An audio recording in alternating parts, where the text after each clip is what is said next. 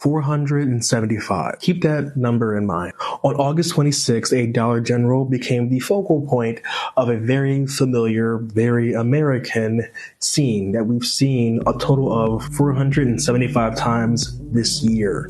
Another mass shooting, another angry white dude with a gun, and another AR-15, and 3 more black lives lost in an act of hate. Since we are treading the same tracks, just get your thoughts and prayers out of the way now as we break down the Jacksonville Dollar General shooting.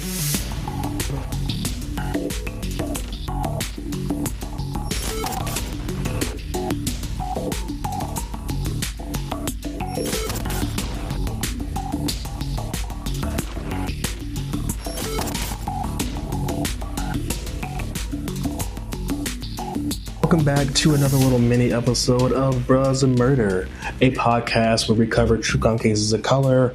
If you're new, if you're old and forgetful, I'm Andre. Now, let's talk about the Jacksonville shooting and everything that you need to know. A federal hate crime investigation is ongoing after a racially motivated shooting occurred in Jacksonville, Florida. A white gunman armed with a swastika emblazoned assault rifle targeted and killed 3 black people at a Dollar General store. The gunman was identified as 21-year-old Ryan Christopher Palmator. He had also left behind a racist manifesto, according to police, and for clarity, he did buy his AR-15 and handgun legally earlier this year. Ryan specifically targeted black individuals during this attack, and his first target was a historical black university. The Justice Department is rightfully so treating this shooting as a hate crime and an act of racially motivated extremism. The Attorney General confirmed that the investigation emphasized the need to address hate and division in this country. Yeah, the Jacksonville community came together to mourn the victims and express solidarity. Ron DeSantis showed up, he was booed. Jacksonville mayor had also called for an ending to division, hate, and emphasized the importance of treating each other with respect. But she should tell that to her constituents, because all of Ford's representatives are pieces of shits right now. The Jacksonville shooting is part of a concerning trend. According to Everytown for Gun Safety's grassroots network, the Florida's chapters of Moms Demands Actions and the Students Demand Actions have noted that there have been at least 2,989 deaths and 5,267 injuries due to gun violence in Florida alone, and that's on average. Additionally, the state sees an average of 10,300 hate crimes annually, and nearly half of those being targeted are black individuals. Hearing and reading those numbers honestly can feel a little unreal, especially with how often we hear about these cases and these mass shootings. Sadly, we are getting to the point in our country where, as a whole,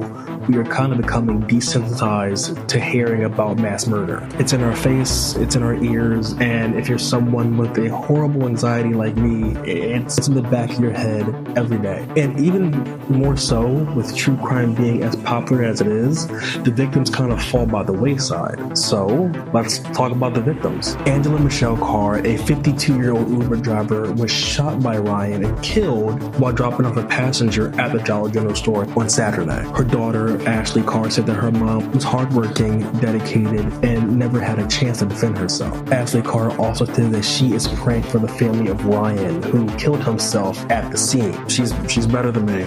I wouldn't be praying for shit. Adult Joseph A.J. Lagar was 19 when Ryan Palmer shot and killed him. His father, Adult Sr., said that his son, who recently graduated high school, was a very bright young man just trying to live his life.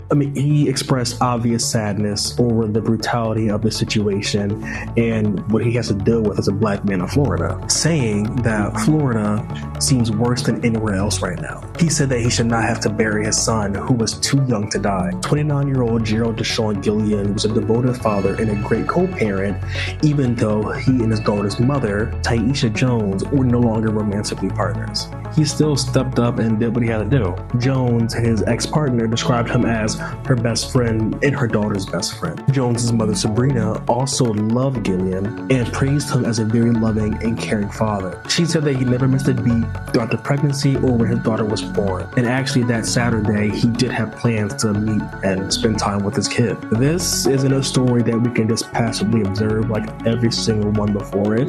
It's a call to action.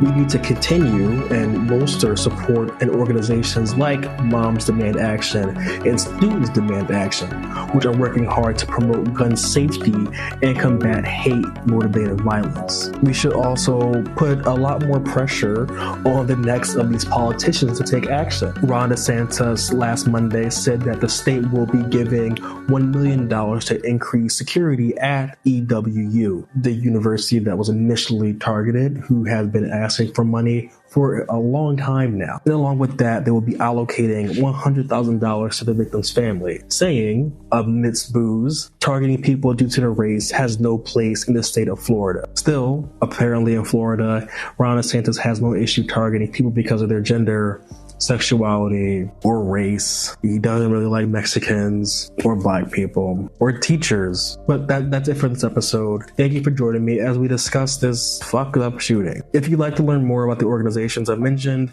I'll be putting all the links below in the show notes, so make sure you check that out. Stay safe, stay tuned, stick around for the music. Don't know what I'm playing this week. I'm making something good. And wherever you're listening or watching this, give us a like, give us a review, tell me what you think. If you're on the Spotify, there's polls. The engagement really helps. And I appreciate you. So, kisses from the homies.